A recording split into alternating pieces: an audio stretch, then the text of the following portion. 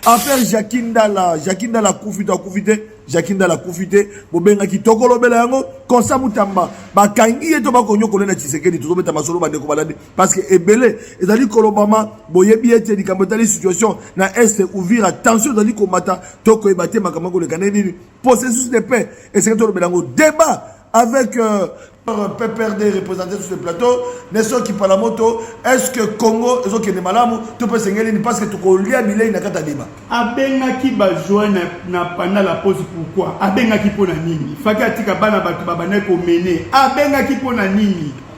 Et puis na ouvira kuna, na ouvira, na nazo sala désordre. Ba Congolais ba ko kufa matemisa. Pourquoi avoir armé les wazalendo, les civils? O arma qui ba mo pona nini? Bokolanda nyoso na kada débat azaye bokote na compte ya majorité présidentielle na ngambo ya pouvoir donner maître Eli Benika Malenga communicateur ya Fachi Beton azana boka Benika Malenga bobenga ki pour un sport balobi ete bino bo panzi sous stade bino moko bo faire échec na match et puis les lots bokomi ba faire des leçons non de quoi souke belé wazaka na libaba ya Léopard akenda Léopard a gagné na présence de Mokondamboka. Au sommet depuis on a besoin que le parent pour la rakenda. On ne voit ce que belé alors non ça va couper belé. Ne voit nani la chef de l'État Kabila. Hier dans ça la geto kanyarate. Après ça va couper belé. Lokola yé. Wazali problème que ça nango. Le quoi ya problème toi nango lelo c'est Kabila. Ozo sala kelelo est batu ba okufa. Ozo comprendre? Kabila pesa va couper belé. Voilà, c'est l'ambiance de l'émission. Restez branchés.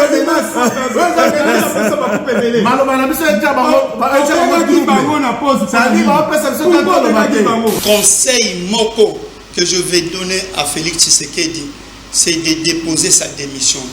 Parce qu'il est devenu un problème pour la République. Contre la cohésion nationale, contre la paix. Aujourd'hui, si nous parlons de la résurgence du M23, c'est Félix Tshisekedi. De les avoir logés pendant 14 mois ici au Congo. D'avoir libéré Baoui Bazalaki condamné par autre coup militaire. A condamné à mort Yenda Bimisaki Bango. Les lots Yenda sur la Bango matin midi soir. Les lots désordre et continue à moka partout. Autorité de l'État, ils ont bafoué partout. Je vous donne un exemple aujourd'hui. On parle de Ouvira.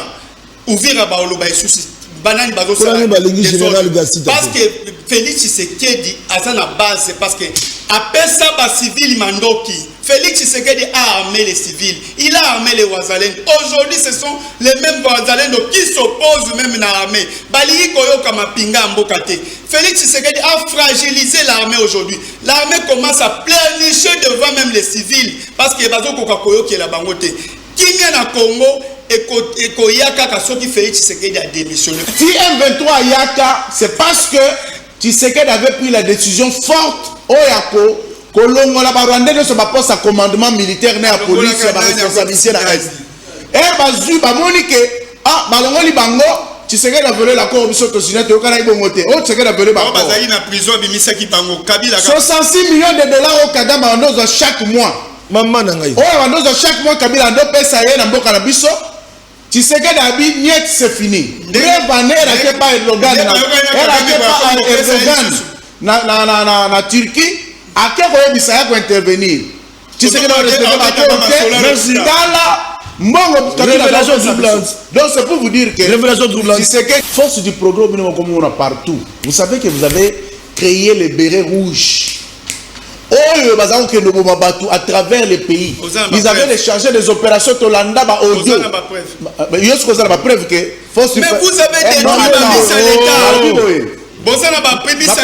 détruit l'État. S'il vous plaît. Papa Sentinelle. Opposition. Et aux attentes autour de Maloba, Tounaye, est-ce qu'il y a preuve que la force de progrès n'est pas dans stade? Parce que le stade compte à plus ou moins 100 000 personnes. Vous comprenez? Donc, dans 100 000 personnes, force du progrès, il y a un qui est ici. Mentalité à force du progrès. Et ça, mentalité à force du progrès. De prévenir, la police a inquiété qui va monter. Pourquoi la police n'a pas intervenu? Souvent, quand la force du progrès n'a pas la parole, Félix Tshisekedi la ligne, Congomani, surtout l'exil, Atika la force du progrès n'a awa.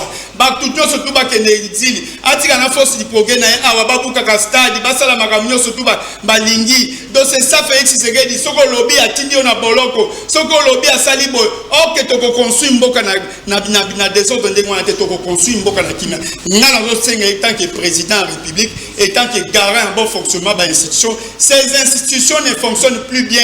Manipulation de Kimakasi, Parlement, Sénat, primature, tout ne fonctionne plus bien. Aujourd'hui, fonctionnaires à la balabala, vie mon côté à nation, Zali Malamu, Talabanzela, Maboulou de partout. Aucune politique, il y a Kotonga Mboka Peko Bongsaboka, il y a Motata Mokondi. Comme constitution, tu le voix, il y a qu'à démissionner. Prends ton courage, démissionner. Kosenga na Mokonza Mboka likambo kimia, ce n'est qu'une parole de trop parce que c'est un homme de paix. A ici déjà biso que dialogue est permanent.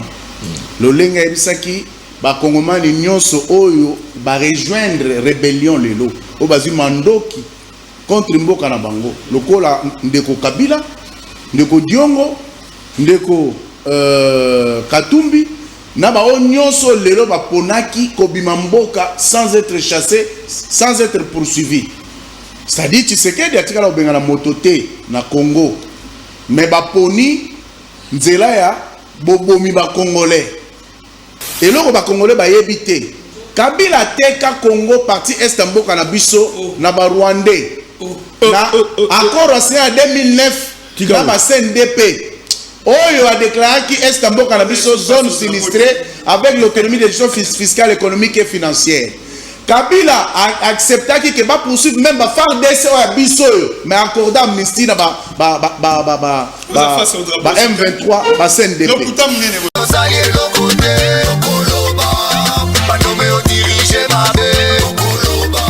C'est trop, les Congolais vont aller couper. 30 ans c'est trop, tant comme tout notre Kenya. Voilà, il y a solo les Congolais balamuki na kanda na mawa bandeko balandi.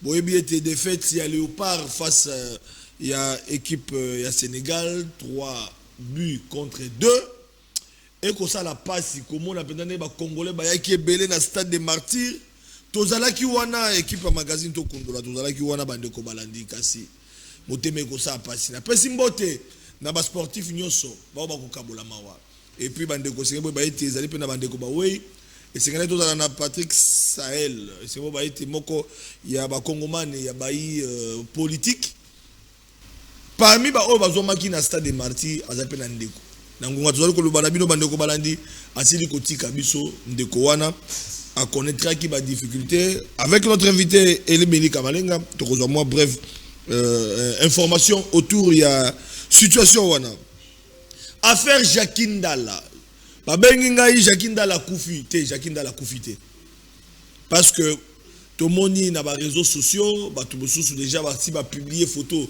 il y a moi na mboka Jakindala on a dit cadre ensemble pour la République il y a Moïse Katumbi.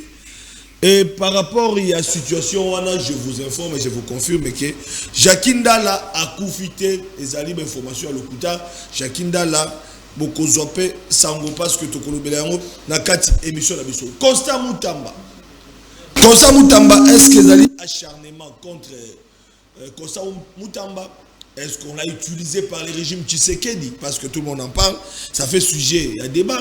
Donc on a dans les réseaux sociaux au cours de ça tenté au cas sans qu'on parle de Constant Moutamba. Constant Moutamba, et c'est pourquoi c'est le droit. Est-ce que c'est la politique? Il y a solo communauté internationale qui Félix Tshisekedi donc tout le monde aborde ces sujets dans tous les sens. Nous allons en parler par Ndeko Balandi parce que nous allons alors grande actualité, il y a les lots autour, il y a la situation sécuritaire à l'est de la République démocratique du Congo. Il y a ouvert la tension, monte, continue à monter. Ndeko Balandi, Wazalendo, na population, Balingi, général Gassi Tate. Qu'est-ce qui se passe Ndeko Balandi? Tokobeta Masolo, na accord il y a Doha, Washington, parce que ça fait partie, il y a processus de paix en République démocratique du Congo. Donc, pour les débats chauds commencent maintenant Bandeko Balande autour de toutes ces grandes questions. Donc, les 3 questions, il y a des besoins à faire Jakindala, ça sera des questions à passant, Constant Moutamba à passant, des fêtes à Léopard à passant, mais la grande actualité, c'est le processus de paix tant attendu, Washington, Doha, échec ou pas. Est-ce que Tshisekedi a été pris au piège? Qu'est-ce qui se passe? Doha n'évolue pas. Bandeko Balandi aussi longtemps Senko, ECC et les églises de réveil, solo après feuille de route selon c'est tant qu'il y a la procédure qui est-ce qu'il y aura dialogue entre Kabila et Tshisekedi? Tentative de réponse dans cette émission avec mes deux invités, Maître Eli Beni Kamalenga qui est président, il y a Action pour un Congo uni, communicateur, il y a Union Sacrée, il défend la vision du président de la République, Félix Antoine Tshisekedi Tshilombo. Maître Beni Kamalenga, enseignant à l'université, le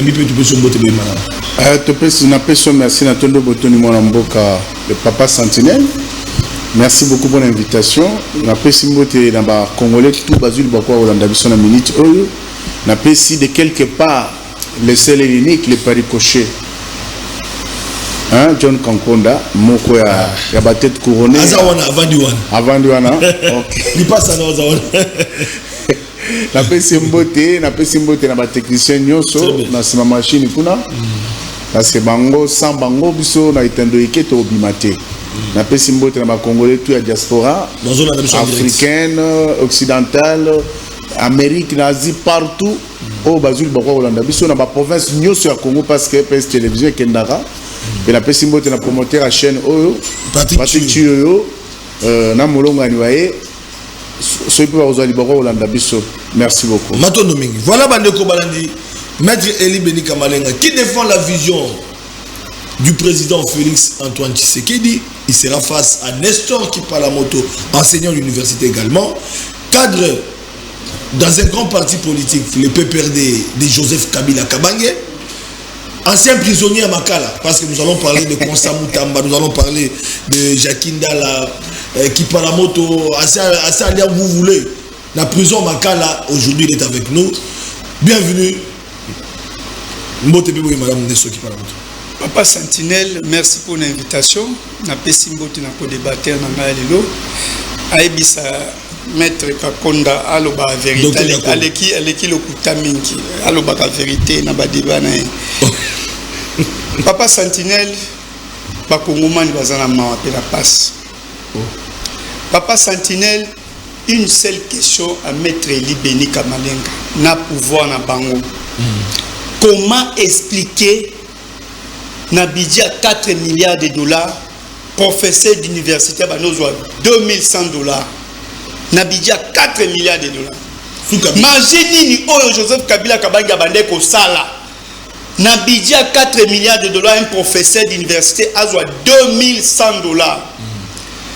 Mais la vision chef de l'État Mutombolo Béton, Félix Tshisekedi, un budget de 16 milliards, professeur d'université a moins de 1400 dollars. Mais c'est quelle magie? Non, quelle magie, Papa Sentinelle? Yo mon t'as déjà différence. Réduction entre les vies. Budget ya, mais quand il y a un professeur, et non il y a une institution. Effort de guerre. Effort de guerre, quand il y a un professeur, un fonctionnaire. Donc c'est-à-dire, ils ont magie nini. C'est juste pour nous l'accès à Congomani. Incapacité, il y a un régime à Félix Tshisekedi n'a qu'à résoudre le problème à Congomani. Un budget, il y a 4 milliards de dollars. Mais un professeur d'université avait 2100 dollars. Mais avec un budget à formol, il y a 16 milliards selon IDPES. Mais moins de 1400 dollars. Aujourd'hui, fonctionnaire a commis qu'on souffrir du jamais vu. Professeur d'université a commis qu'on marcher. A marché à quel part le chef du gouvernement pour avoir la solution. Bapé c'est pendant sardine. Oh, malembe, oh. Professeur d'université accueilli le chef du gouvernement, Mama Soumino. Mais pour la cause, ça est plus de 12 heures du temps. Bapé c'est pendant sardine.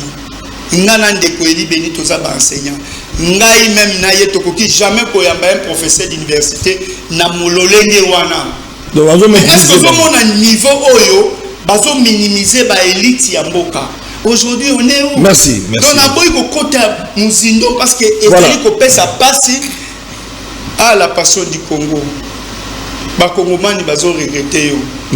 Et si ba senga yo ba pardon limbisa. Ba regretter la passion du Congo, je Kabila Kabangi. Kabila parce que Ayebaki Kotia mutuna place parce que Joseph Kabila Kabange a qui préparer avant après que non toujours merci voilà aujourd'hui c'est malheureux. Merci beaucoup Tobandi émission maître Elia Pesa Kimbote mais a dénoncé situation sociale liée à enseignant mais to continue émission parce que vous allez qui prisonnier Tobandi na yo en passant on a deux grandes questions en passant affaire Jacqueline Dalla na Constant Mutamba na otali Jacqueline Dalla à ça qui testament apparemment a décrié situation nyoso azako vivre à l'obeli bota naye à l'obeli mwasi naye à l'obeli bana naye à l'obeli bande quoi politique à l'obeli bakambia mboka à l'obeli nyoso message ya Jacqueline Dalla na ozali ko vivre parce que vous allez ancien prisonnier est-ce que vous allez état des droits parce que c'est vrai été régime à Tshisekedi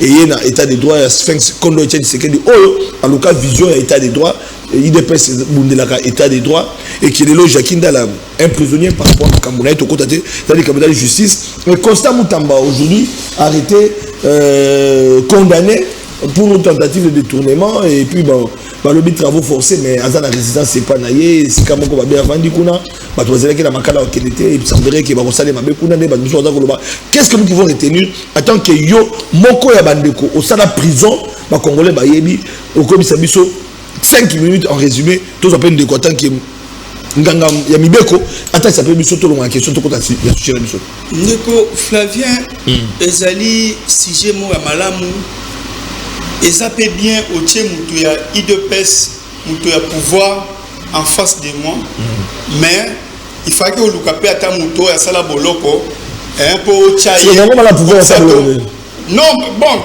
il faut attendre expertise parce que a contredire nga mingité parce que aloba a contredire nga na ba assemblée la prisonnier bele assemblée mais tika moni ba avocat IDPS ko ayebi parce que assemblée pour ba prisonnier na ndolo ki na ba audience pas sentinelle ba avocat ya IDPS te ya ada parti politique na union sacrée ko chaka bango na makambo ya débat politique même avocat oyebi maître Libeni azaka mayele tango azo défendre mais tango moyen na télévision abombaka yango et ça la loi est non loi et lobby boyé mais pour les à la télévision loba comme éco lié chef naïe il ne va pas le dire donc c'est-à-dire je suis d'abord content pour les sujets parce que n'a pas victime il y a un régime à Félix Tshisekedi na sala 27 jours na année ngai ki pa la moto dans l'isolement total na sala isolement utaka plateau utaka émission na utaka émission awa na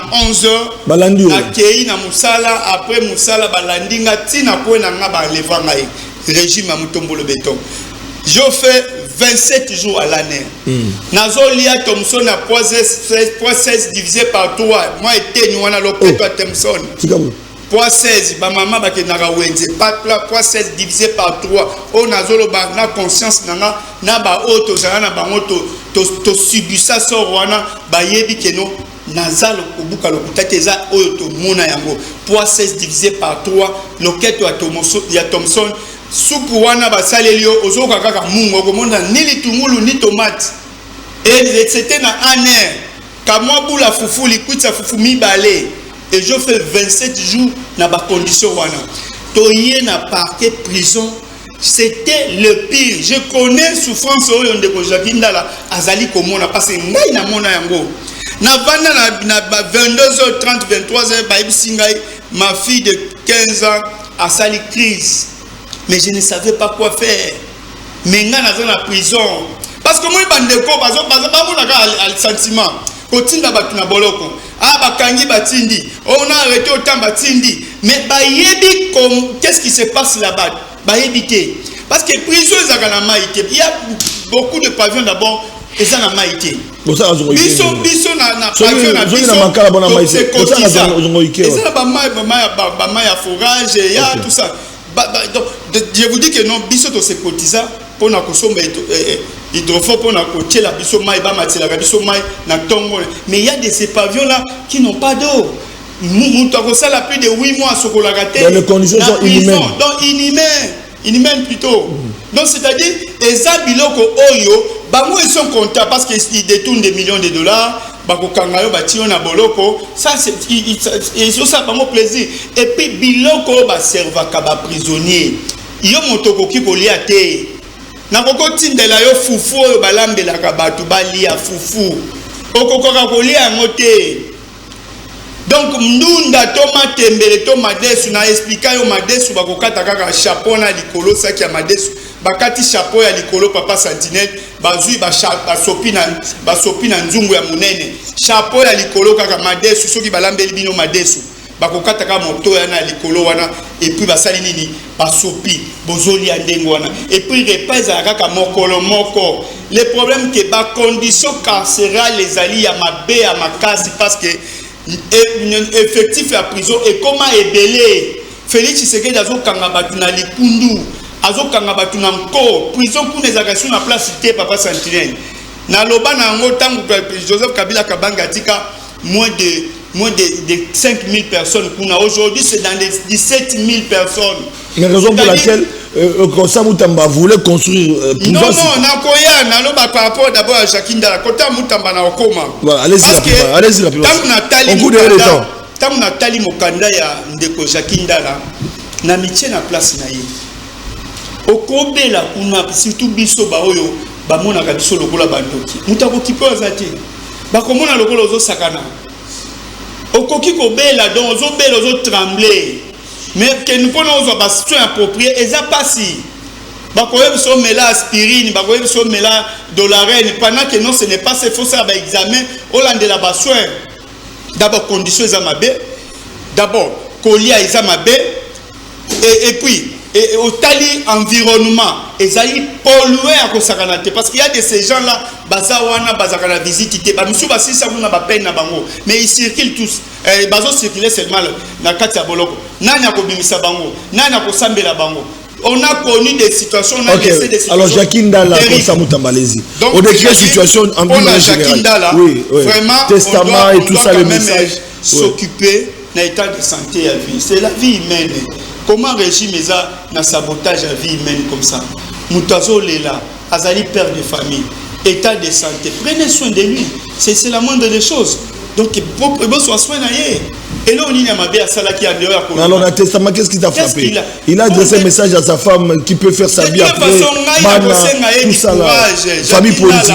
C'est vrai que non, tu es dans un état difficile, dans un état où moi je connais ce qui t'affecte beaucoup plus dans ton intérieur, mais ayez quand même un esprit étant qu'homme. C'est ça aussi la lutte politique. Ne te laisse pas aussi emporter par ce qui t'entoure, ce qui t'arrive. C'est quelque chose qui va passer. Le régime ici va passer. Vous allez sortir tête haute. Sois vraiment fort. C'est ça le message que je peux voilà, Konsta Mutamba. D'abord, si je me plonge à Konsta Mutamba. La jeunesse va dire que vous touchez à Konsta Mutamba, vous avez touché à toute la jeunesse. Et la jeunesse dit que non, même dans le stade, tout le monde va dire Papa Sentinelle. Konsta Mutamba, en plein azui, comment expliquer ça? Konsta Mutamba, il faut aller à Boloko. Oh, Konsta Mutamba, aller à Boloko. Ali à Boloko. Abeta Boloko, Konsta Mutamba. Konsta Mutamba a un parcours sombre dans la vie naïe. Il a un parcours sombre. Tolanda makambo akontango accompagné que Félix Tshisekedi na putsch électoral en 2023. Tolanda ba audio naïe. S'il fallait ba kanga Konsta Mutamba ba koke ko kanga ekala. Ba audio naïe na ndenga ko corrompre. Est-ce que ba kanga été pour lui? C'est parce qu'il accompagne Félix Tshisekedi dans la vie. Non na yo zaka non na yo. Oui na yo zaka oui na yo. Mais il s'est fait d'abord avec vous. J'ai dit ceci, bon, c'est les passions sont passées. Moi, je ne vais pas entrer. Mais il a quitté comment? Bon, quitter, c'est son opinion. Mais il s'est fait opposant, soi-disant républicain, en travaillant avec les régimes. C'est ça le problème. Quand tu travailles déjà avec les régimes, assume-toi. Tant qu'on continue à potopoto, nima potopoto, tant qu'on zolia na potopoto, lia potopoto. Assume-toi, arrêtez d'emporter la population, de manipuler la population. Mais population n'ignorana papa Sentinelle à Kolobageno, à Zolobela Ando parce que pendant qu'il était ministre, est-ce que maintenant on l'a veillé pendant est-ce qu'il faisait? Moi, je ne fais qu'interpeller la population parce qu'il ne faut pas que la population soit manipulée matin, midi, soir. Quelqu'un qui était ministre, il n'a jamais mangé avec vous, ni dansé avec vous. À qui vous avez négocié la boxe, et à ce moment-là, la population a quitté.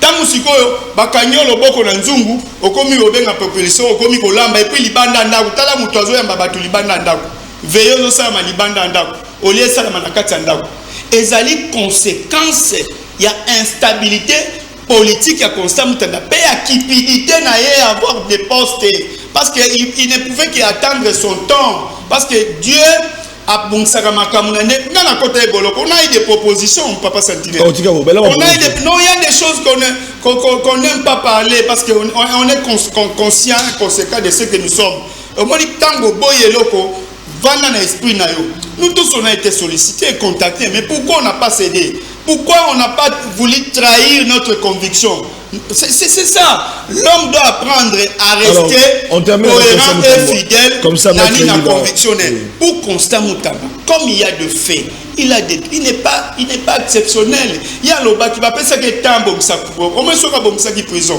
mais dans la chambre n'est bien sécurisé. Il y a l'oba que non, je vais résoudre ces problèmes dans une semaine. Je vais citer par là. Alors, que non, je vais résoudre ces problèmes dans une semaine pendant qu'il est en prison.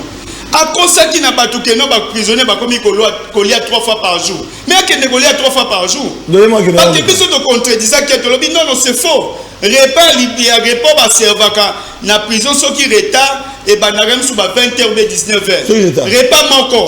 Parce que déjà baba na opel samakala na 11h 12h baba ni opel samakala pour baba na kolamba donc ça dit repas à liboso oyo baba na ko servir na prison zaka 19h 20h ce qu'il y a constant mutamba 3 repas na bano sama na butu donc c'est à dire à que expérimenter repas misa tout par jour wana et puis tant moye moko ayebisaka bato même ba détourner faut ba condamner à mort mais c'est son exemple s'il veut être un exemplaire. S'il veut donner les gobes afin que Mboka est bonga, que non va condamner naïba qui misolo, et soit une tentative de détournement. Ok, n'a pas l'exemplaire. Azali moto oyo, on va traiter comme va traiter nabi tala kosa mutam. Ba papa ya ba 70 quelques 80 quelques, bazo ndi maboloko. Mais yo jeune, ozo ba maboloko pour lui. Yo jeune aux moins de 40 ans, ozo ba maboloko. Ça c'est quel état d'esprit? C'est-à-dire mangumo banda ko sala ya ko tsaka batu misapibo ezaki na moya pamba populariser yako je vais populariser cette kota boloko oya vungure ba mono peke no ba monyo pe ba chege pe ba monika amutango yeyo ba pesa pe esprit c'est ça énorme oyo bazoka na yekuna na prison et ça question moi je vais vous donner un exemple je pense que je vais vous donner un exemple je vais vous donner un exemple mais pour les dans prison kuna te dans lobby hein c'est le régime bazo collaborer dans le régime et puis pour la citer exemple simple non c'est exemplement simple j'étais avec le colonel Kassongo vraiment je m'excuse hein d'avoir donné cet exemple colonel Kassongo Longaki tout ça qui n'est pas prison. Oyebi combien de fois ba menace kaye. Akuta ina ba kuluna pe oyo na ndenga mibeko, hein, loi ekangaki bango atindika ibango kuna. Il a cohabité difficilement.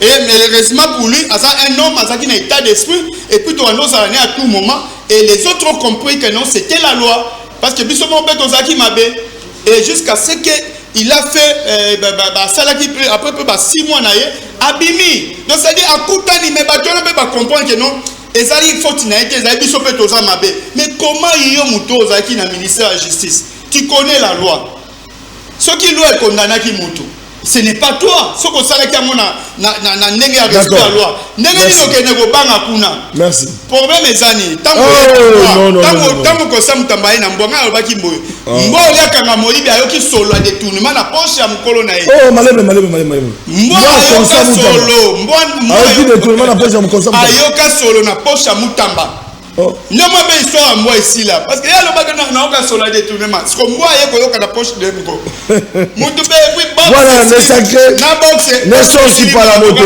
merci voilà maître Eli Denis Kamalenga et puis Kabunda jamais Kabunda boy mutamba ke na tombe ya Sphinx akena ko sa ni tala na d'abord des idéologies différentes aucun na tombe ya Sphinx ou na tombe ya Lumumba basa donc bako batika jamais ko idéologie balobi akena ko funda Tshisekedi kuna ezali na akeba tata bi bakaninga innocemment réseaux sociaux balingaki base mingi. Ah d'accord. Au lieu de gérer merci le pays. qui parlement au PPRD et là nous allons du côté de l'Union Sacrée avec maître Eli Beni Kamalenga qui va bénéficier de mêmes minutes également autour de cette question afin Jakindala et afin Constant Mutamba Hollandi opposition et lobby aux allez pouvoir on accuse les pouvoirs na Constant Mutamba et puis na Otali Jakindala et que bilone vous allez bon pour na nyoko la régime na bino allez pour na nyoko la bo sepela na pasi ya bato malobe pa na yo.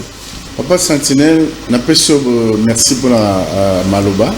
Mais Nalandi, qui parle la moto avec beaucoup d'intérêt. J'ai compris pourquoi peut perdre à l'outil transfert. Il y a vous, na Kamizelo. Oh, au Malem. Et Nalandi qui parle la moto bien à comprendre pourquoi. Chadar a compris nos communications. Mais allez vous comme ne peut perdre. Vous vas entretenir. Oh, t'es. Mais vous voyez, entretenu par Chadar et n'a pas perdu. Ah bon? Entretenu par les PPRD. Non, les maîtrisables.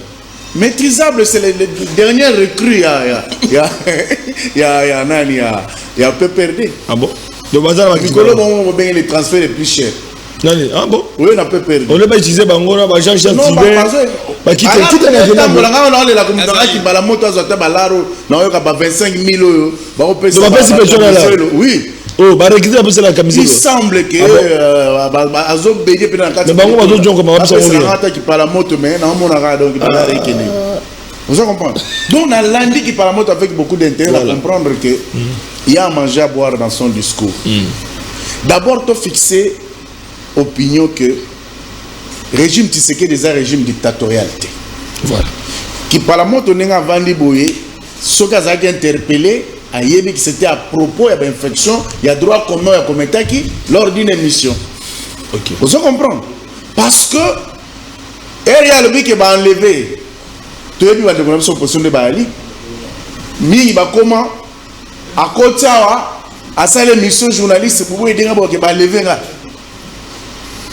Tout ça pour nous ça la baise, mais raison qu'on a un bâton non baise et tout ça.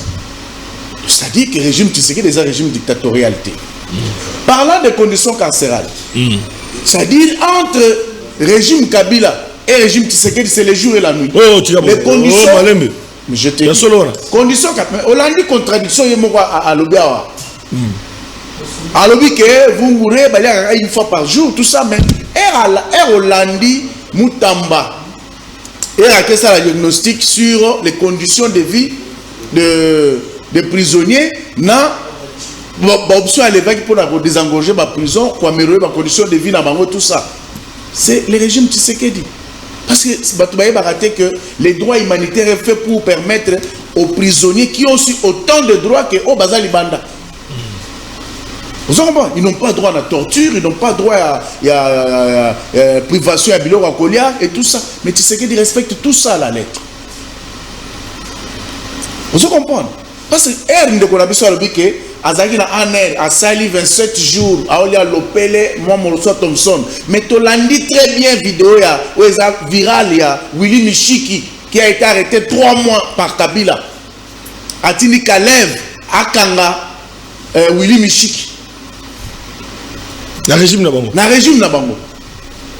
Alors bien les gens vont bibembe, bavani na bibembe, bamususu bamusuba na banyei, tout ça. Dans Kabila. Dans Kabila. Car on a la place où il y a Robert Zalaki. Ça dit le jour et la nuit. Kabila c'était un dictateur insanguinaire. Oh là là, c'est fort ça.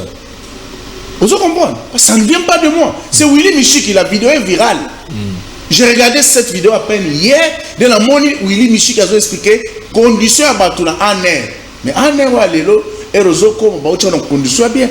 Bazo entretien comme c'est donc. Mais c'est pas le coup. Mais Bango, là c'est on a bimbe. Mais Nalobi ça ne vient pas de moi. Willy Michiki en parle à Sali 3 mois. Mais vous comprenez? Abisi Kalef parce que Michiki a fingaki. Comme ils avaient de bonnes relations, Abisi Kobomaye Teme, Bombaye Kuna. C'est-à-dire sous Kabila so koti en air ou bien ok de miap yebake pozonga faut nzambe tata akitseba ange babatela yo. Très bien. Tu comprends? Mais ce n'est pas l'année d'aujourd'hui. C'est-à-dire maman qui par la moto azolo balelo, je crois que yemo qu'on a conscience n'est bazak témoin. Il y a beaucoup de gens qui en herbe, militaires IDPS combien va koufi. Combien va luka bana bakala na bandolo ba mona na te. Ti lelo. Donc c'est pour vous dire que c'est bien beau ya koloba ko critiquer parce que on a besoin de loba que non tu sais que dit régime. Moi luka ba convaincre biso que tu sais que c'est un dictateur. Parce que si tu sais que tu passes à la télé aux critiquer. Non, mon collègue n'a la dame Bongo, Sylvie Bongo et les autres. On ça l'émission, hein? Libanda a tremblé que non, si Libanda a un témoignage un jour. Libanda a tremblé pour critiquer Kabila dans match Sili. Donc c'est pour vous dire qu'entre Kabila et Tshisekedi, c'est le jour et la nuit. Et qui est la nuit et qui est le jour? La nuit c'est Kabila parce que Kabila ceux qui ont commis en herbe à Kangio au Kozongate. Voilà. Willy Michik il dit abi ebela za mona bibembela libo na en herbe wana. Aza mona musubala na ba nyei tout na ki paramoto la ki na nyei bien salon climatisé. Na ndeto vanda era peste mayoki kala la ki na nyei est-ce que abi sio ka mona bibembela li? Ah mais tiens miliki. Donc c'est pour vous dire que ce qu'il dit, c'est le jour et la nuit. Yemoko a lobby, condition carcérale les amabé. Yemoko a sous-abé, son condition les a bien. On peut se chambre à bien. Et aux allants jeunes, moins de 40 ans. Hein? Et tout ça que nous expérimentons. Notez, Maître Eli était discipliné. Il était discipliné. Ici, on doit être discipliné. Donc c'est pour te dire que Jacques Ndala force à lui. Voilà. Hein?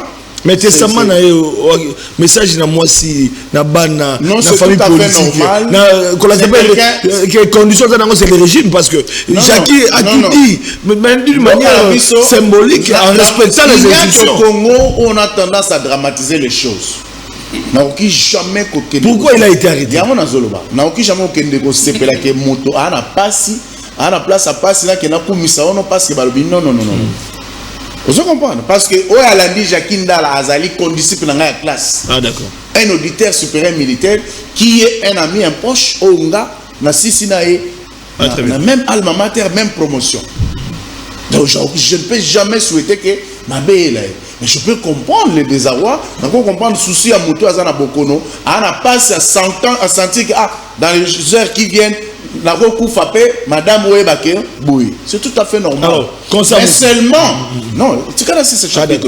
Seulement ce qu'il faut retenir que le gouvernement de la République et les autorités carcérales et à place Yazali, ils l'ont placé dans un centre de santé hein, pour absorption appropriée pour ne pas donner raison. Donc Jacques Ndala a profité. Il est voilà. Parce qu'il est pris en charge aujourd'hui dans un centre de santé pour que soigner hein, à espérer pour la vie. En tout cas, Jacques Ndala, je souhaite prendre guérison. Je me rappelle, tu écoutes un avion, tu écoutes à Lubumbashi. On était ensemble, tu Sololaga, Jacques Ndala, tu Sololaga. Et puis voilà, la lutte libère, la lutte continue. Voilà. Donc, de l'autre côté, voilà. Pour la Moutamba, c'est un dossier au Tolobéli. Règlement des comptes, on accuse les régimes hein, d'avoir utilisé. Bon, tout le monde en parle. Dans les sa réponse dans ma caméra. Ozo Kango. On a nuancé bien question d'Angaï. Constant Moutamba, Balobike, Tshisekedi a utilisé Constant Moutamba. A utilisé hier Constant Moutamba, après Babouakisi Constant Moutamba. Il y a d'autres choses à utiliser. Babouakisi Constant Moutamba. Parce qu'à comment l'ambition, Constant Moutamba, en 2028, à comme candidat président, et comme il déranger Tshisekedi. Tout ça c'est faux. Vrai ou faux? C'est faux d'abord. Oyebi très bien que Nazara partisan Maloba, j'ai toujours dit tout le monde moqué. Tout le monde bien. Parlons peu, parlons bien. Voilà. Donc c'est pour te dire que Moutamba aujourd'hui est victime de la mafia qui a dirigé le pays pendant 18 ans. Kabila Isusu. Oh, Kabila Isusu. Mais mon cher, Kabila Isusu. Que j'ai compati. Très bien. Mais il y a que Moutamba, il faut parce qu'à Monique, c'est à cause de Moutamba qu'aujourd'hui, on a ouvert un dossier judiciaire contre Kabila. Les biens seront saisis, il est condamné à mort.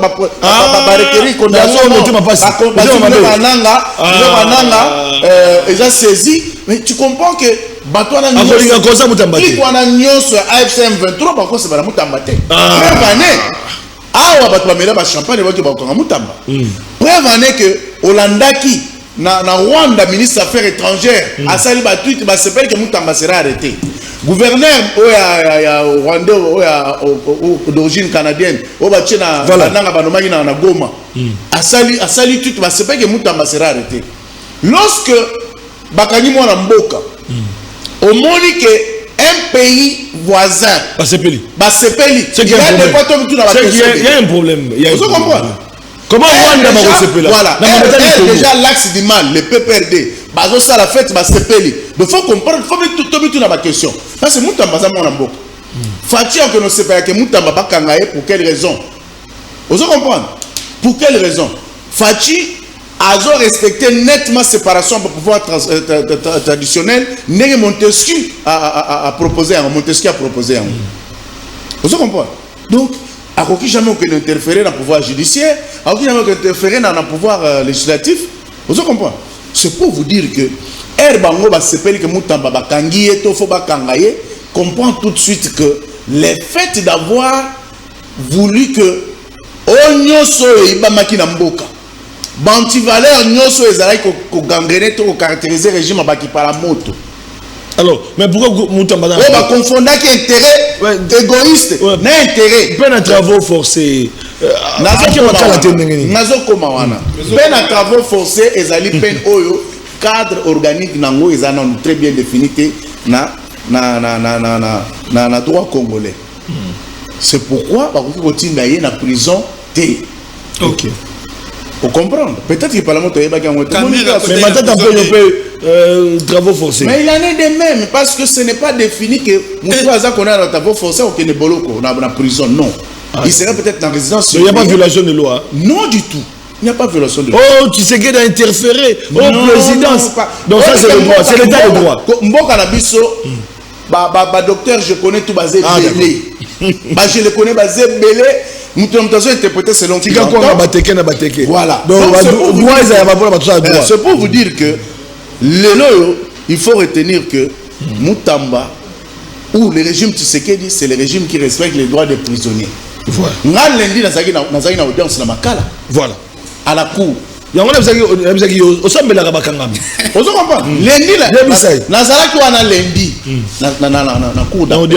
na audience. Donc c'est pour vous dire que ce que le Parlement te dit, c'est un mensonge criant. Voilà. Sur les conditions carcérales, n'en pas traité dans ma cale. Parce que les prisonniers, tu as vu les dons, mousse, place, prisonnier. Oui. Tout ça, c'est le régime Tshisekedi. On respecte l'homme en tant que Moutou Laza, à vivre. Parce que les au monde appelle Ming, la prison pas communiquer mon conseil. Lorsqu'on vous envoie en prison, c'est pour vous rééduquer. Voilà. Lorsque tu es un délinquant, hein? Parce qu'il y a un moment où on a rééduqué dans ma cale, on a noté. On tu prison ma cale.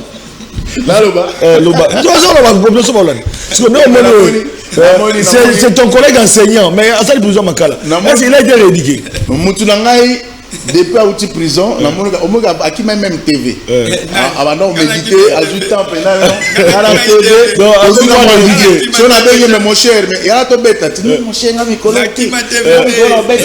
Donc, on va rédiquer. Oh, mais papa, n'a le biboé. Donc, prison, on a dit que Pépère n'a sali transfert le plus cher. Baki pa la moto, bangarine, baono soye bawana, kuna, batika pecho vuvu, maîtrisable à Zupofi. Camiselo, kobeta bambodi, allez, bapesa maman babosani bango. Babosani bango. Voilà, merci beaucoup, Maître Yali Kamalenga. Voilà, en tout cas, excusez-nous, c'est les débats, parce que tout le monde en parle, on doit parler de l'actualité, et on a pris beaucoup de temps autour de cette question, mais on ne peut pas passer sans pour autant parler des lois. Il y a le que Moutamba, il y a Zolia, Alikolia, Babeftek, tout ça. C'est le seul ministre Otomona Erazuma fonction il a organisé un dîner avec tous les personnels de son cabinet Amela Tina na Kopo Gobele Aboitas Aboiver. Ça veut dire c'est la humilité.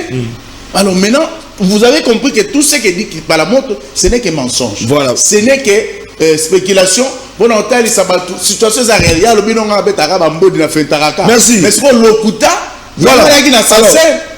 qui parle moto donc tu as su parce que mais il y a question on va t'expliquer bazo signaler biso les cambo ya défaite à Léopard tout le monde qui ambiance tous azumés ba congolais na salle des martyrs plein billet était comme à 10 000 francs nous sommes là bazo ouais la billet libanda mais jusqu'à ce que on annonce déjà qui après match de Patrick Sahel plutôt a piqué crise parce que voilà donc toutes nos condoléances à Patrick Sahel donc c'est pour dire que population accompagnée de Léopard mais l'échec et puis tout le monde a image bouki quitte le stade tout ce que le Congolais plutôt les gouvernements a dit ça pour que stade homologue et le stade n'abisso répondre mais tel abisso mon Congolais ces comportements là il y a que bouka tel n'enga ne bouka na bilili et que ça passe alors au ça commentaire 3 minutes Papa Sentinelle to bandaki ko mener D1 ah voilà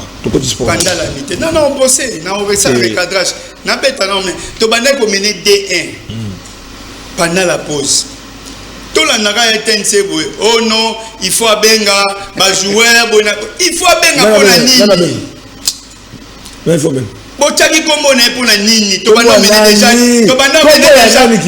mener déjà D1 journalistes sont intéressés. Oh non, il faut abenga ba joueur, à motiver ba joueur. Abenga pour nani, botanga kombo na pour nani. Kombo ya nani? Batanga qui est pour nani? Na mi-temps. Nani yenani? Batangi kombo na pour nani? Yenani. Parce que c'est lui le problème. Ah. Batanga. Tozo mener de Papa Sentinelle. Toke mi-temps, journaliste a été ake kotanga confrère na ba confrère. Kombo na atanga ki pour nani? Oh il faut abenga ba joueur pour nani?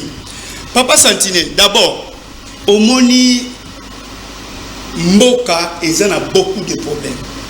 Et le régime a Félix Tshisekedi, dans le secteur mon côté, il y a vie nationale, Azako s'investir. Au Moni Makamwa, tous ont une très bonne équipe. Mais ce qu'on a du point de vue organisationnel, fiasco. Sur tout le plan, ce qu'on a il n'y a que des à côté. On investit, mais effectivement, on investit plus. Ça, leçon. Est-ce que on a mis à 18 ans? Laissez-moi vous démontrer ça. On investit beaucoup plus de millions à l'étranger. Félix Tshisekedi a signé un contrat à Monaco, Barcelone, au AC Milan. Mais Papa Sentinelle, tout ça a combien de millions? Plus de 100 millions d'habitants. L'académie, combien tout ça a Talaba infrastructure na biso eza wapi. On a organisé les Jeux de la francophonie ici. Ba millions qui na. On a formation à joueur na biso, ba entraîneur, ba club na biso na Monaco. Au monde on mabé. Papa Sentinelle, je vous parle des académies non.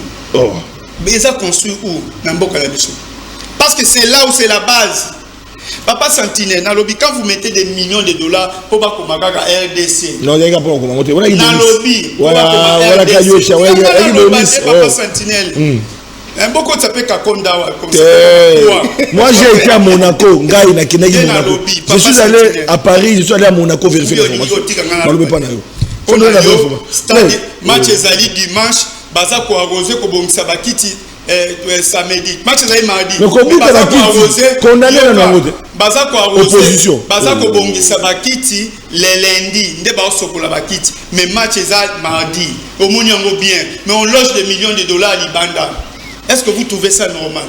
Batu baye na stade bazo ebate na ndenge bazongi donc ozomona maintenant même organiser les sports ba supporter ba bayaki organiser mais na lobby Félix Tshisekedi azoboma nyonso na mboka na biso mais c'était la même culture la kobuka stade il était un bon gardien un bon gardien Tshisekedi la football gardien même culture est-ce que na tango Kabila culture wana ya kobuka stade ezaki susu ezaki soudain et disparaît ça fausse typographe détruit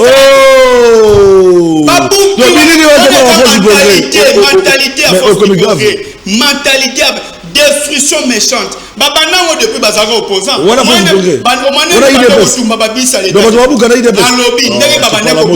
l'état maintenant wana omoni destruction méchante to basali na stage bazobuka na kanda babuki na haine mais na lobby eza mentalité na bango mentalité na bango Papa Sentinelle na ko raconter a lobby babilo alokuta bi yemo lobby on tango Kabila so koti ane o bima vivante mais azobeta lisolo Willy Mishiki Donc Willy Michika kota aner abima vivant azalakana.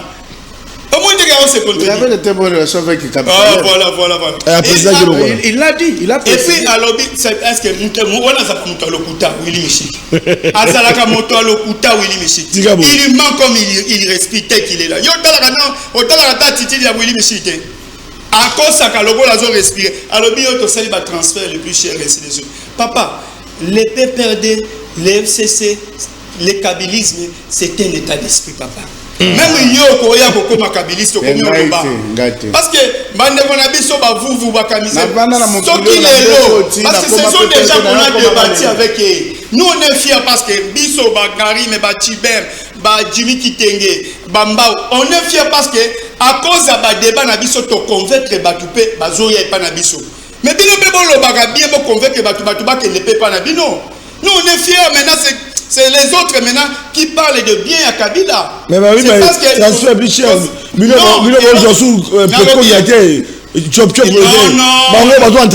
Chacun a sa place. La famille politique à Joseph Kabila Kabange, chacun a sa place. Même hier sur la côte, il me parle que non. On a Makabili se basa contaminé. Il a se contredit dans le régime na bango moko. Est-ce que procès à Mutamba au moni biso wapi? Biso bakabili. Na lobi au moni biso wapi papa Satine. Nde na lobi na ko sepela na nini na lobi a s'assumer. Ozomona. Ya lobaki akobongisa boloko. Akobongisa kuna. Il n'a pas arrangé azobanga ko kende pona nini. Siko mundu yo lobi ke non ozaki ministre pona ye amoni comme Mutamba melaki tina kopo azana humilité. Ça c'est mon frère. Oui, na balanga je suis no utiliser te pona yo parce que oza muninga na ngai. So ya mutu musuwe ngai utiliser langage mon. Donc c'est-à-dire c'est-à-dire omoni na lutu na zo ça salisa ki ba veiller kuna kwani ayambaki batu na ndakuti. C'est-à-dire il faut se contredire na batuna yo c'est Mutamba ils sont pas kabilistes ni de loin ni de près na makambwana et puis tant aux autres défendre à ça la bolo côté au bout c'est que non Oli Lunga ancien ministre de la santé a fait plus de 5 ans en prison. Tozaki n'a même pas vu. Abimi ministre. Nalobi. Tozali n'a 5 ans.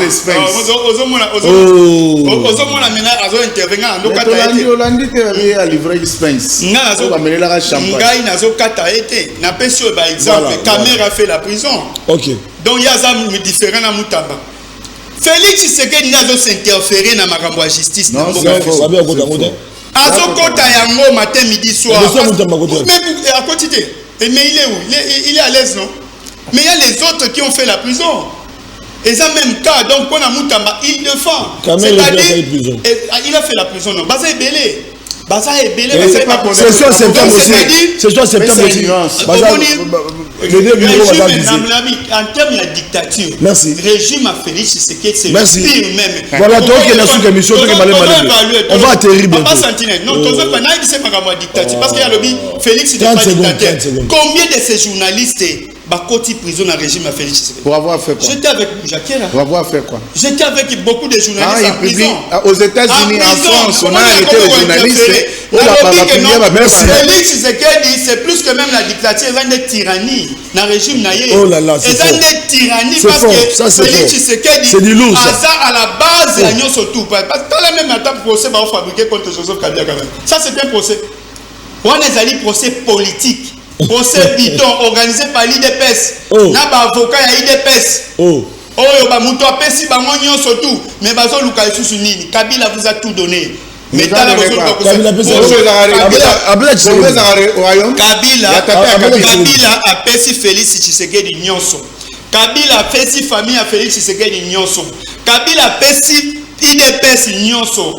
Kabila apesi famille politique à Félix Tshisekedi nyonso sacré nyonso. Tout. Apesi bango nyonso tout. Yango nyonso tout ba kosala contre ye et possible te. Voilà. Parce que ye azali merci. Maître Benika Malenga au rebondir de sa sport et merci puis on rencontrer. Merci papa. Vas-y, deuxième sujet na moni sujet sous comme toi aborder on mais C'est la fin de l'émission. Aujourd'hui, il faut tout le bande de Papa Sentinelle, c'est très important. Face au drapeau, le Bélango. Papa Sentinelle, il faut retenir que la destruction est bien publique et ça d'abord il faut condamner avec la dernière énergie. Très bien. Parce que les amis solo, l'État a mais qui parle de condamner. A condamné. Ah bien, il défesse. On s'en va battre. On condamne. Non. Maître Eli était calme. Est-ce que bien inquiétant qui va? Maître Eli était calme. Peuple soit calme. Peuple soit calme. S'il vous plaît, opposition dans Malobate. On les a laissés. Soyez disciplinés. Merci. Alors, tous ont condamné avec la dernière énergie, destruction bien publique. Ils ont profité dans Mboka parce qu'ils ont construit un recul. Et ils ont cassé bon, ils ont construit un recul pour Mboka. Ils ont bien été. Et c'est malgré Kanda, tout ça, comme souci de se contenir. Parce que dans le sport, Papa Sentinelle, il y a 3 scores. Soit tu gagnes, soit tu poli, soit tu sali match nul. Tu as une équipe qui tourne comme casse, équipe bien. Vous comprenez? Depuis que le chef de l'État a fait des stades pour soutenir l'équipe nationale Nabiso, tu as le monde en place Léopard à Polate pour épais sa prétexte dans bande quoi perdre l'équipement parce que le chef de l'État bien qui na mi-temps il y a une équipe poli batanga qui combonné pour il était calme qui pas la moto so ya zalaka pété mais fait Kabila pas que dans stade ndenge to gagnant ndé fait ce que à chaque fois que le parent a un match à que soutenir bango mais le devoir d'État l'ont appelé ailleurs, il y a un moment dès qu'il y a Zaïd, mais ceux qui sont sur place, ils ont soutenu le léopard. Donc, je peux le Congolais, Mambo, l'axe du mal, Bazoloba, Oyo, que non. Et si on a un stade, on va rappeler côté Baouta. Il y a un moment où il y a des stades. Vous comprenez? Mais tu sais qu'il y a un stade. Alors, et là, il fallait tout préciser. Donc, force à Boudimou, que je félicite les génies blancs, par rapport à l'effort. Il faut reconnaître que c'est vrai. Mais Babi, j'ai dit blanc. Il y a critiqué le contrat Monaco. AC Milan. On critique le contrat Monaco. C'est un dirigeant. Oui, mais, non, mais j'en arrive. Je suis dirigeant de lobby, c'est vrai. Mais les équipes s'organisent. L'État aussi, à travers le contrat ça attire aussi ces grandes équipes à venir ouvrir les clubs pour créer pépinière, pas la bisso. Et ça peut permettre aussi que pépinière na biso bazala transférer dans l'équipe pour la minene. Il y a toujours un avantage. Et je crois que cette vision, il y a ministre du sport Boudimbu, moi je l'encourage quand même belé ba monango na mora mabe. Vous comprenez? Parce que avant de critiquer, il faut d'abord prendre connaissance du contrat et le minime. Quels sont les avantages et les désavantages? Un peu dans Mboka, hein? Et puis retomber par rapport à la formation à la pépinière, na visibilité à Mboka na biso. Et c'est pourquoi moi je pense qu'en ce qui me concerne, je soutiens Boudimbu. Très bien. Je crois qu'il a bien compris, c'était sa vision. Le quoi qui délibéré le conseil des ministres accepté pour Bassala Yango, moi je crois que c'était une bonne chose. Pour Lelo, la RDC est en train d'être de plus en plus visible. Vous comprenez? Lelo, nous avons une très belle équipe. Oh, nous avons contesté. Parce que na Poulo ya Bissoana, Sénégal a 3 fois la Coupe du Monde. S'il vous plaît. Sénégal a 3 fois la Coupe du Monde. Sénégal a gagné l'équipe à Minene, à Mboka, à Monde. Vous comprenez? Donc faire face à une grande équipe, le roi Sénégal, de mener 2-0 dans mi-temps, hein, quand même, ils gagné Bisso, ils avaient force mentale, ils avaient supérieure peut-être à Bisso, et ça les a emporté. Donc c'est le sport, on ne peut que tolérer. Tout cas, on a des matchs, tout continue, on en courage, hein, rien encore perdu. Voilà. Alors c'est très important. Alors, et là, il y a Kotumba Babis qui parle à la moto. Force du programme, comme on a partout. Vous savez que vous avez créé les bérets rouges. À travers les pays. Ils avaient chargé des opérations Tolanda audio. Mais vous avez détruit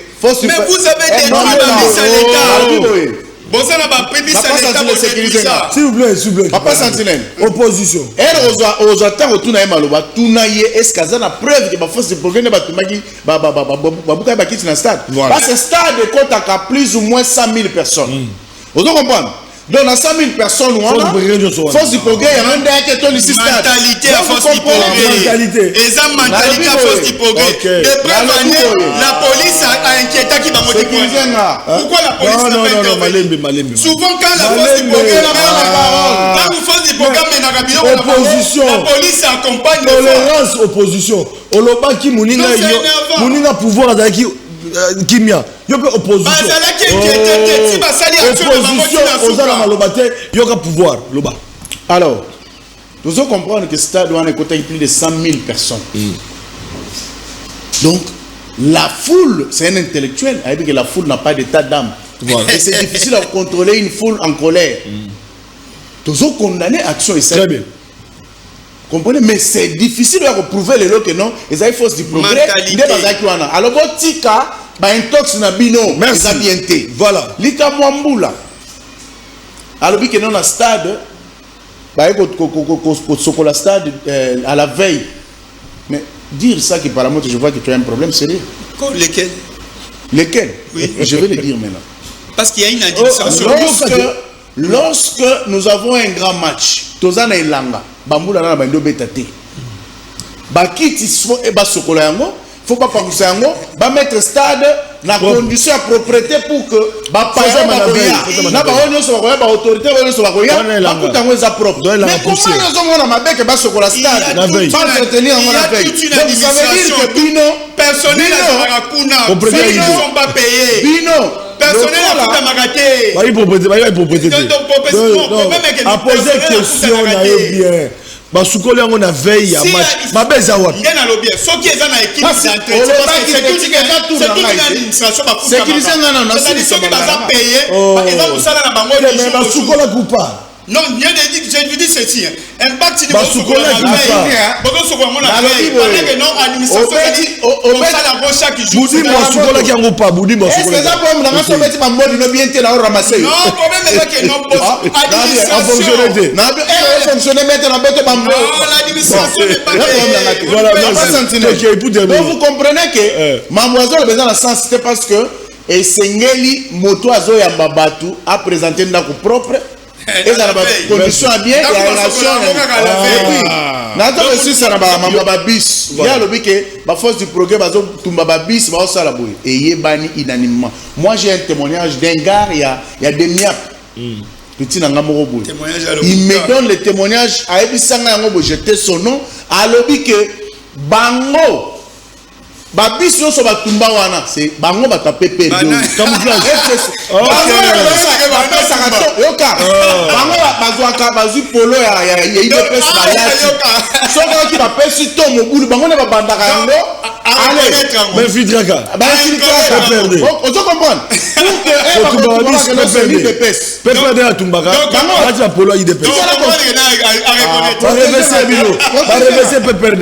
on se comprendre mais tu as la lobby si bachaka moto la IDPS bangonde bakota bachaka moto oh na bakolo IDPS na babiso batumbaka le dernier en date il y a 2021 le 13 novembre tu te rappelles que basangana kiawa basali coalition na bango basaki na bande ya opposition basali bapolo ya IDPS bazu ba machette ba pesi ba tuba boma ba tuba ba keno IDPS ça oh là là là vous voyez ça dit eza façon la bango ba comportement la bango ils veulent maintenant ba keno c'est IDPS ils n'ont pas de leçons à donner papa sentinelle bazala leçon à kopesa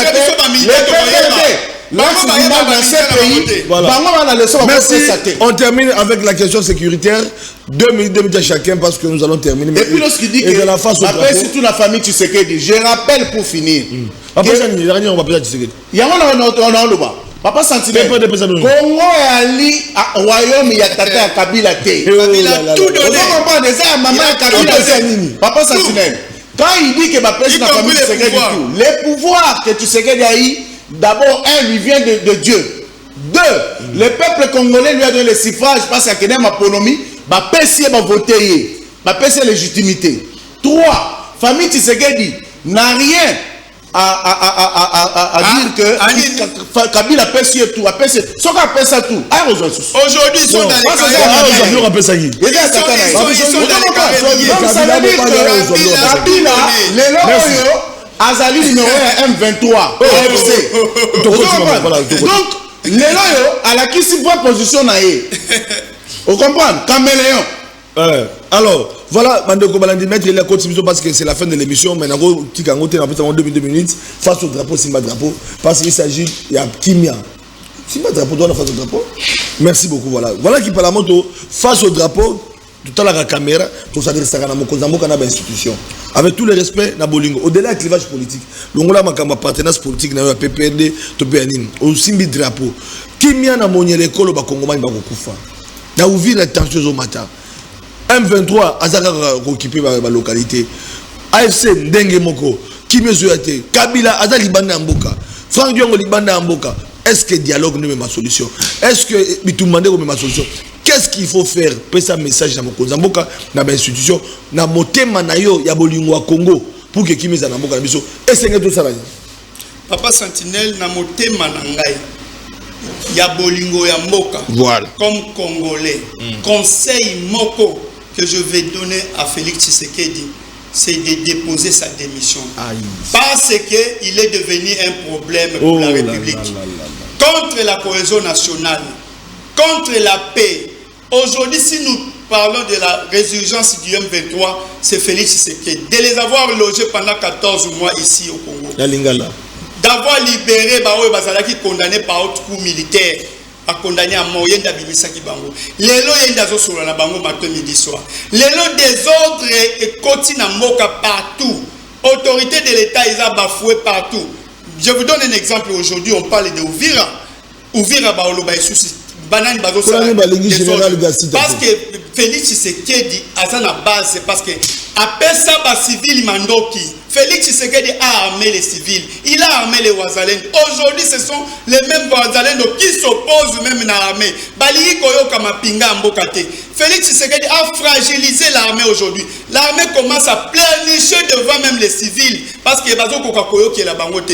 Kimia na Congo et Koyaka Kasoki Félix Tshisekedi a démissionné parce que Kimia en plein mandat Moutouako démissionné. Non, ils allaient constitutionnel. La démission elle est constitutionnelle face au drapeau le Bible.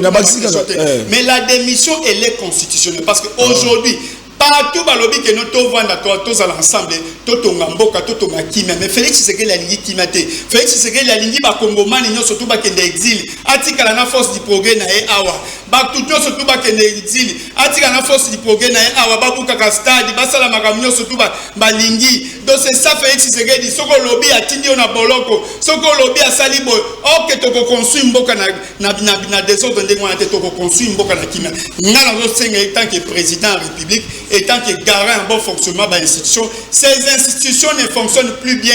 Manipulation de l'équipe Makassi, Parlement, Sénat, primature, tout ne fonctionne plus bien. Aujourd'hui, fonctionnaires à Zana Balabala, vie mon côté à nation, Ezali Malamu, Talabanzela, Maboulou de partout.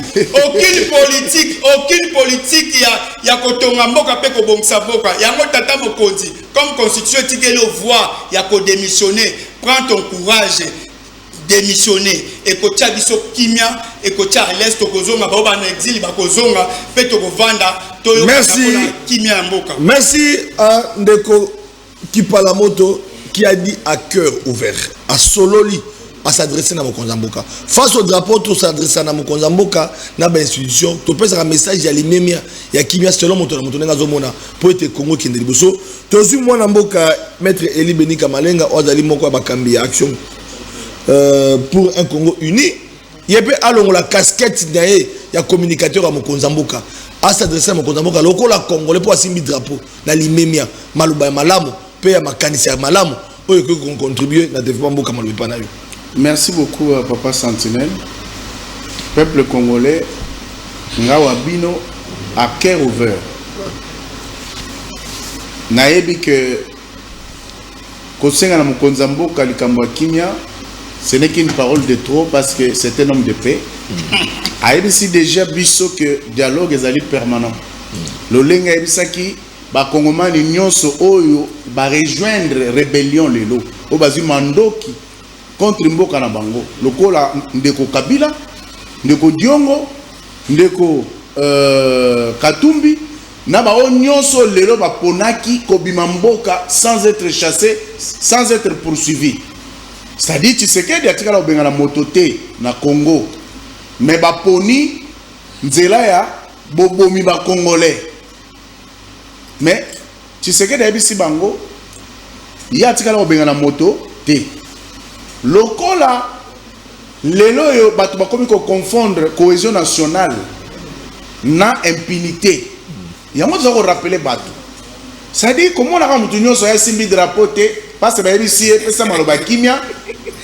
Ah, oya yebisi bino que non. Lelo ba nyonso ba kimi parce que Tshisekedi dans un problème. Non, Tshisekedi a tiré jamais cause problème na Congo. Tshisekedi akuti mboka était kama. Lelo bitumba Tshisekedi ezali ke Congo ezonga na maboka ba congolais. Bisika ba lobela intérêt Congo congolais zalawana. C'est-à-dire que eloko ba congolais ba yebité. Kabila teka Congo parti est mboka na biso na ba Rwandais. Na accord signé en 2009 na ba CNDP. Oyo a déclaré qui est mboka na biso zone sinistrée avec l'autonomie des gestion fiscale, économique et financière. Kabila a accepté que va poursuivre même ba FARDC ou biso mais accorder amnistie na ba M23 ba CNDP. Alors Nabongo R Kabila oyo apesa déjà bande kwa Rwanda nyonso ya este Tshisekedi azongi azwi bokonzi ayebisi Gilbert Kankonde papa Sentinelle soit discipliné. Non, pas au drapeau. C'est un message de mon Konzamoka. Pardon, Coco Tatetika, il était calme. S'il vous plaît. Face au drapeau, Batou n'a pas été azolo. Attends qu'on s'exprime dans mon thème, man. Etika a se déchaîné. Peuple congolais, Marco Sabinote. Mbalembele tozo kaka bandeko ya axe du mal. Chaque jour bazo Sabino que Tshisekedi a logé qui va M23 pendant 14 mois. Au fait de l'État. C'est-à-dire que boyeba que Tshisekedi a du pouvoir parti SCC Tekamaki. Oh, arrêtez de encore ba signala Kabila na ba Rwandais ezaki que ba officier nyoso militaire, ya police, ya armée, na ya service de renseignement na est ezala assuré na ba Rwandais. Accord nini? Tshisekedi a yé Gilbert Kankonde à la permutation. Accord sécurisé ngano. Accord face au drapeau. Il n'est pas discipliné. L'état lyote yoka. Azoloba yoka. Accord nini? Donc combien souka monsieur? Alors papa Sentinelle. Mais 10 minutes. Vous comprenez que mon contradicteur est au désarroi. Il est en désarroi. 30 secondes. Non, 30 secondes. Papa Sentinelle. Bazoko Sabino Keba, M23 va 14 mois awa. Lorsque Baye awa, M23 Baye Ponani, Tshisekedi a sa permutation à Est. Ba poste nyonso commandement ya armée na police o ezali na maboka ba Rwandais. Tshisekedi a ordonné à Gilbert Kankonde Azalaki non nazalo kuta. Mexicain ba Rwandais nazalaki ya face au drapeau. Rwandais nazalaki ya permitaki. C'est simple. Débat c'est Papa Sentinelle déranger en ballon. Vous comprenez les disciplines de l'axe du mal, le PPR de la vérité. L'axe du mal, non, c'est pour vous dire, retenez que si M23 Yaka, c'est parce que Tshisekedi avait pris la décision forte au Yako, que l'on a Rwandais ne se bat pas sa commandement militaire, ni la police, la responsabilité de la reste. Et Bazu, Bamonike, ah, Balongoli Bango. Tshisekedi a volé l'accord au Sotosinette au Canada Bongote. Oh, Tshisekedi a volé l'accord. 66 millions de dollars au Kagame en dose chaque mois. Maman Nangaï. Oh, en dose chaque mois, Kabila a deux pesa yé na mboka na biso. Tshisekedi a dit, niet, c'est fini. Bref, année, elle a fait pas Erdogan. Elle a fait pas Erdogan na Turquie. À quel moment il s'est intervenir? Tshisekedi a respecté ma merci. Révélation troublante. Donc c'est pour vous dire que révélation troublante. Tshisekedi c'est un homme de paix. Merci. Peuple congolais, vous devez vous solidariser dans l'axe du mal. Le peuple de console. Parce que Bango, Bituma, toi, on a Est, Ezali Kabila. Oh. Bituma, toi, on a Est, Ezali Kabila. Quand il y a Est, merci à Maître Benika Malenga, merci à Nelson Kipalamoto, tu peux salambote émission Sini, voilà, c'est comme ça que les choses se passent ici, Bandeko Balandi. Ah, tout le monde a raté. Axel Limal. Merci.